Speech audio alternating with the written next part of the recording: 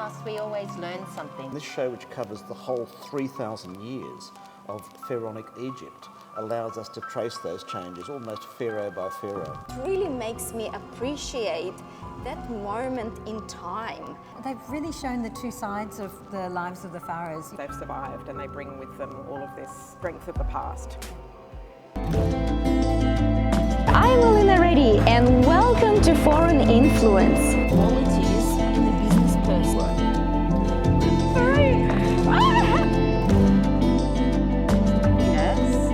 It's within us. It was ashamed of to something. Like music where I'll tell a story.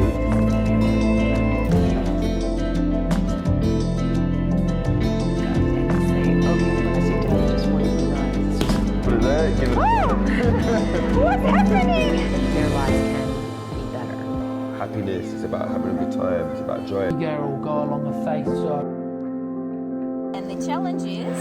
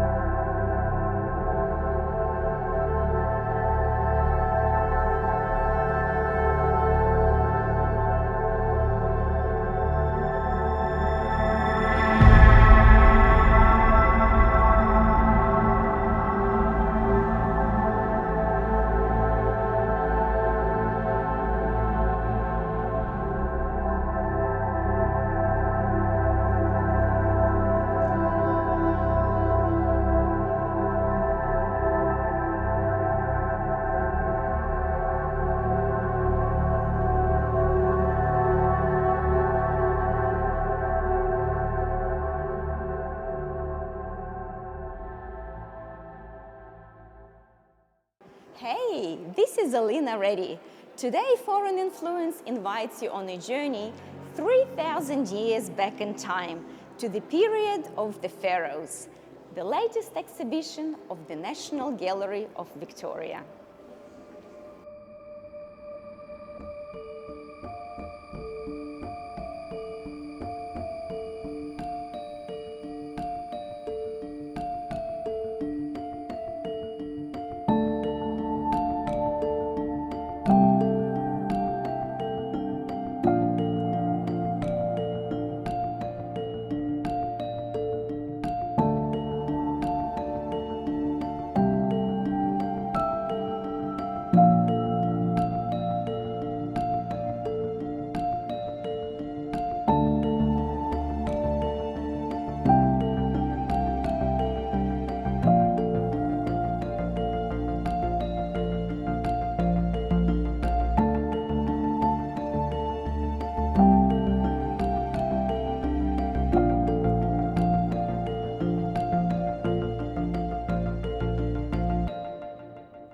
Now, as the rulers of ancient Egypt, the pharaohs created powerful images of themselves that have stood the test of time, from their iconic dress and body adornment through to the colossal statues that survive today.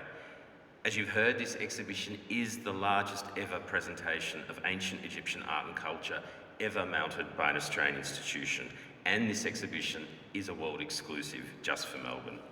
It's been 8 years in the making, and is the result of an incredible long-standing relationship with our colleagues at the British Museum. So we're incredibly grateful for their partnership, their belief in us, their generosity, and helping us realise one of the most authoritative and beguiling exhibitions I think we've ever done.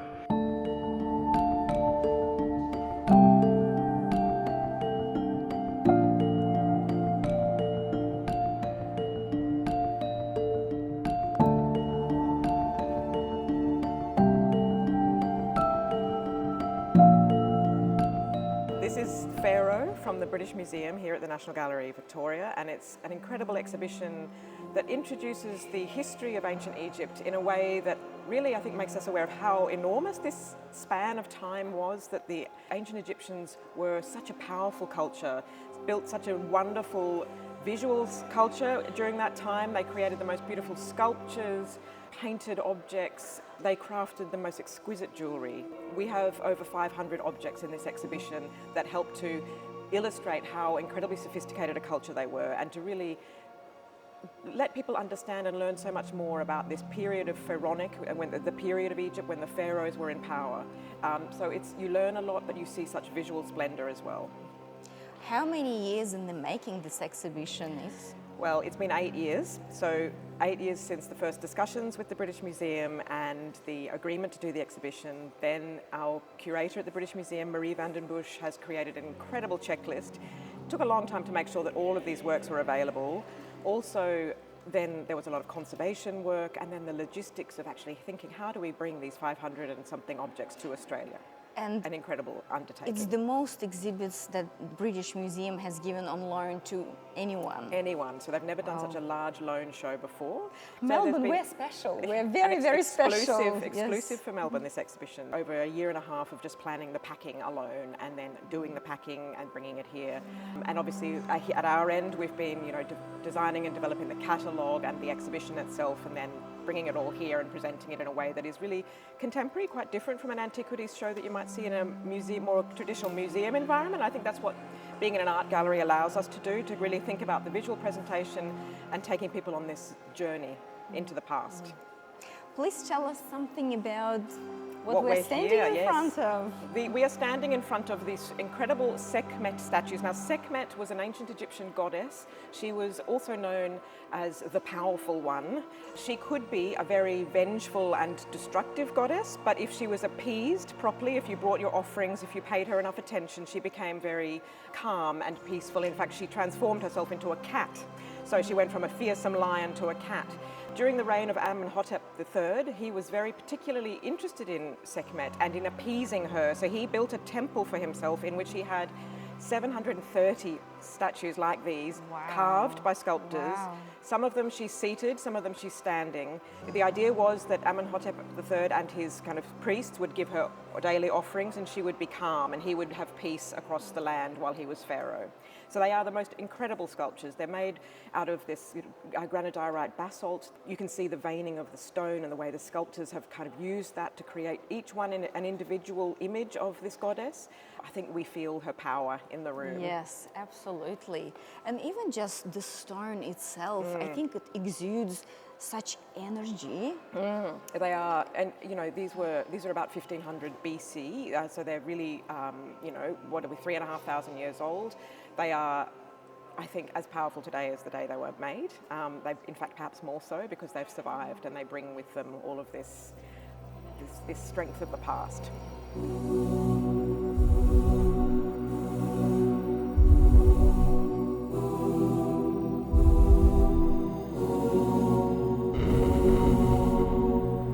Turquoise is my favorite color, and I am just in love with these tiny, tiny pieces. I didn't know that actually they were made to be buried in the ground by the ancient Egyptians in the areas where they were going to build a temple.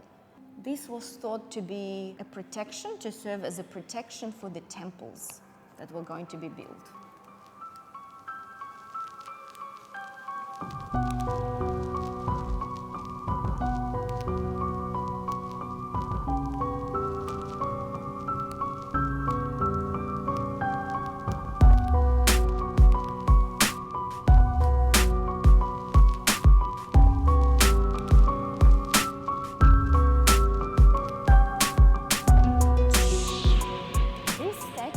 Of a government official. His name was Senefa. Because he was a treasurer with such a high position, he was able to commission this magnificent statue of himself. Senefa hoped to benefit from the daily offerings to the gods.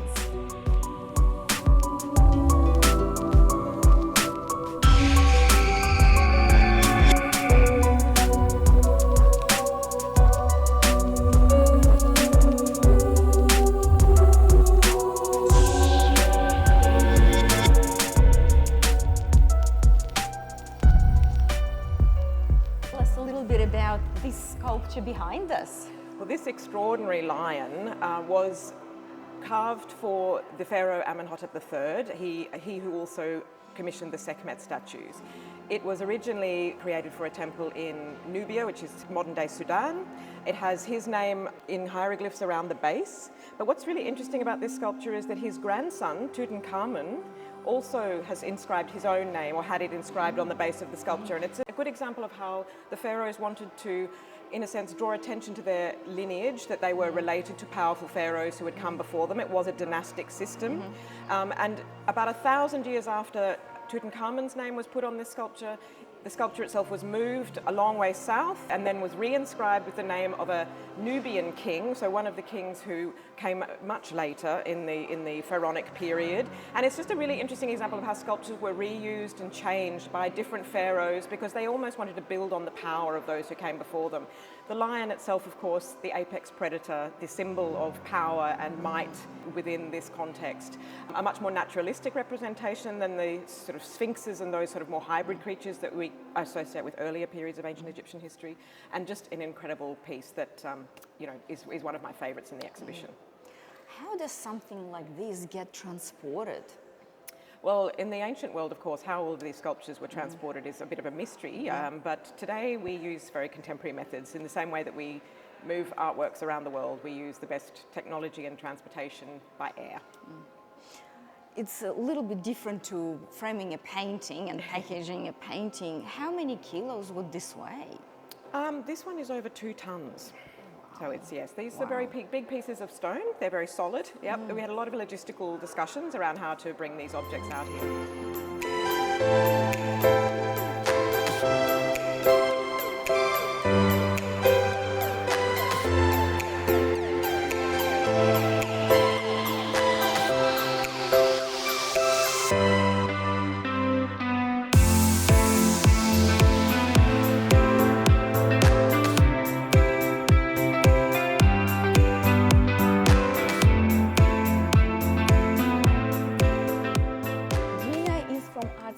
She has arrived from Sydney to view this exhibition. Gina, what do you think? I love it. The thing that's most exciting for me is that it feels like you're actually discovering. You're in a tomb, you sort of go through corridors that open into chambers, and there's a magical quality where you actually see tiny little objects and then turn a corner and face something huge and monumental. It's a great journey. What is your favorite about Egyptian culture and traditions? I think for me, Egypt culture and Egyptology is so incredibly layered. And so you're always discovering something new. And it was such an inclusive society. Sure, you had the pharaohs and gods, but the society came together to build these structures and was celebrated in different ways. And I think, when we look to our past, we always learn something. And I think this exhibition shows us that. Gina, as a journalist, what do you find the most enjoyable and the most challenging about your job? My job? Yeah. The most enjoyable part of my job is I have this incredible privilege to meet creative people, to look at exhibitions like this one at the National Gallery of Victoria, and I think remember how important culture is to our everyday life, and to revalue that and share that with everyone. The most challenging part? There's just too much to report. I think that's the problem. Too many things are happening in the world at the same time. I agree. I think also it's a challenging time for artists at the moment. Times are tough. And I think to just remember how important our artists are, and seeing exhibitions always instills faith. We've got someone who is very passionate here of ancient Egypt. Please introduce yourself. John MacDonald. I'm the art critic for the Sydney Morning Herald and the film critic for the Australian Financial Review. Well, the exhibit behind us is Ramses II, who lived to the age of 93. He was one of the longest lived pharaohs. I think he was only outdone by Pepi II, who managed to make it to 100. But Ramses, who's just been the subject of a big exhibition at the Australian Museum in Sydney, was one of the most successful of all pharaohs. However, if you compare the kind of carving that you get in this really amazingly well-preserved image of Ramses, as holding a table where offerings were going to be put, and you compare it to the fineness and the delicacy of the sculpture of Seti II in the previous part of the show, you can just see that there's constant changes in terms of how things are done, partly because of the speed with which things had to be done to prepare for a tomb for the afterlife, sometimes just a fashionable thing, but as it goes there's enormous variations, and this show, which covers the whole 3,000 years of pharaonic Egypt, allows us to trace those changes almost pharaoh by pharaoh. What do you find the most fascinating about the period of pharaohs? Well, again, it's the fact that things just don't change so much. If you look at the palette of Nama, it's a reproduction because it's a kind of a seminal work of Egyptian art. It's at the very beginning of the Cairo Museum, or it was. You will find that it shows the king who was the first proper pharaoh who united Upper and Lower Egypt, smiting his enemies. Then, if you look at some of the late things, you've still got the same image of the pharaoh smiting his enemies. The same images continue over time, and even though Egypt over the years may be overrun by various conquerors, by the Assyrians, by the Greeks, and finally the Romans, or Alexander the Great, the iconography of being a pharaoh, the crown, the scepters, the particular way of moving in an image, those things remain the same.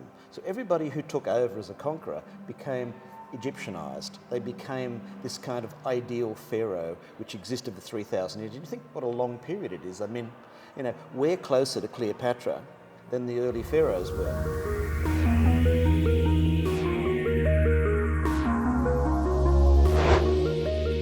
The detail of each piece is absolutely incredible.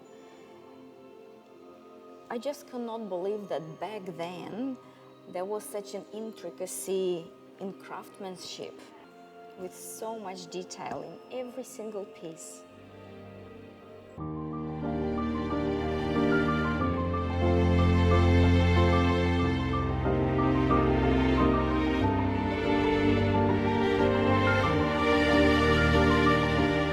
This is Haytham. He is a Consul General of Egypt in Australia. Exactly. Such an honor to meet you. It's my honor to be here in this lovely country and to meet such lovely people as you are. Oh, thank you. Are you excited about this exhibition? Very much excited to see my country here represented in Australia, so it's a very wonderful thing to happen. Please tell me a little bit about history of Pharaoh period that you know of. Well, I know that this exhibition is showing some 3,000 years of Egyptian culture.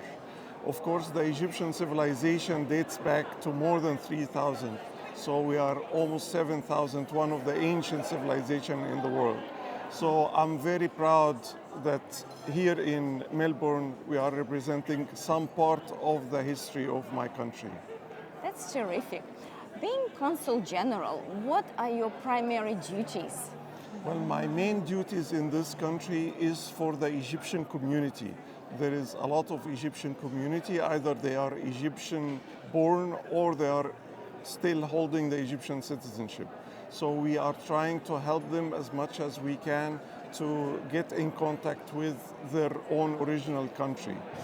Plus, I have to enhance the relations between Melbourne and other cities in Australia with Egypt. So cultural-wise, like we are doing right now, tourism, even trade and investment.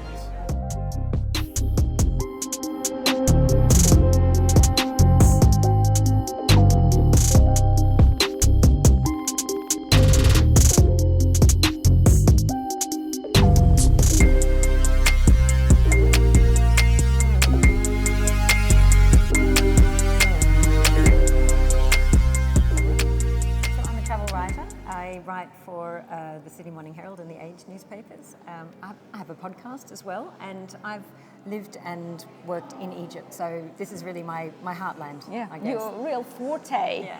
What do you think of the exhibition so far, Belinda? Oh, look, I think British Museum has amazing pieces that we can see here that maybe we can't always be in the UK. I really love the size of them. They're just astonishing, you know, enormous hands and, you know, absolutely beautiful sculptures that you can see behind us. I think it's really special. Yeah, colossal scale of works. Yeah, astonishing when you see the size of some of the bears and the lions and the gods looking down. It really shows how much power they wanted and intimidation they wanted to give, I guess. Yeah. But also, like, I can see the love and that the real tenderness. Like, this is the god and his wife. And look how delicate they clothes that has been carved and how they're holding hands. It's actually so romantic and so intimate. Yeah, I think they've really shown the two sides of the lives of the pharaohs, you know, as the incarnation of the god on earth, but then also as a human as well, and the people that are surrounding them. So I guess that's the point of the exhibition, isn't it? To show the lives of the pharaoh in different incarnations. What was it like for you to live in Egypt as an Australian person?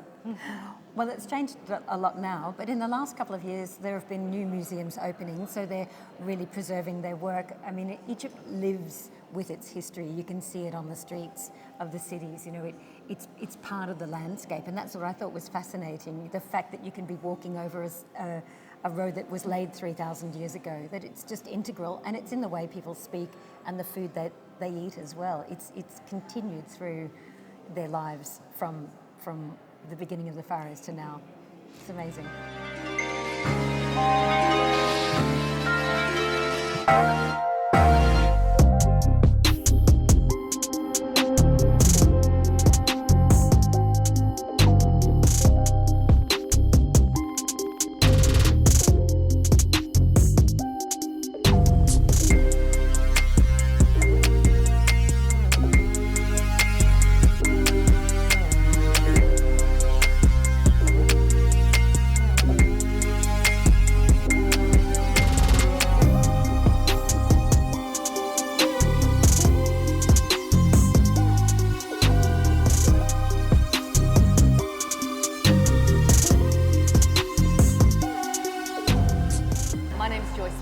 I publish Melbourne's biggest family travel site at Hot or Not, and we're here today at the preview of the Pharaoh exhibition at NGV. What do you think of the exhibition so far? Because we're very lucky ones to view it first. Well, I actually am very, very impressed by the exhibition design because we're talking about a lot of ancient monuments and artifacts and so forth. So how to bring those kind of things to life to a modern audience. And so the sort of modern design that they've created for this exhibition, as well as this beautiful soundtrack, really I think captures the idea of moving back in time and really appreciating these incredibly valuable and obviously ancient works we have with us. Just the grand scale of it and how much work went into it. And I'm so glad that you mentioned the music. There was a composer that is involved to compose this music, and it really adds to the overall experience of this exhibition. Yeah, I agree.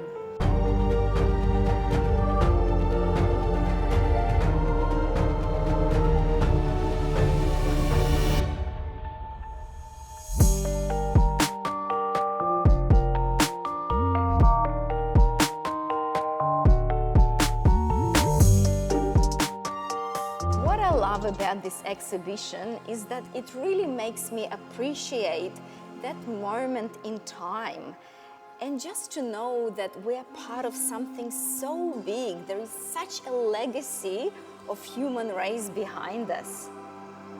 This colossal scale of these amazing, amazing creations. I really hope you enjoyed our episode and see you again soon.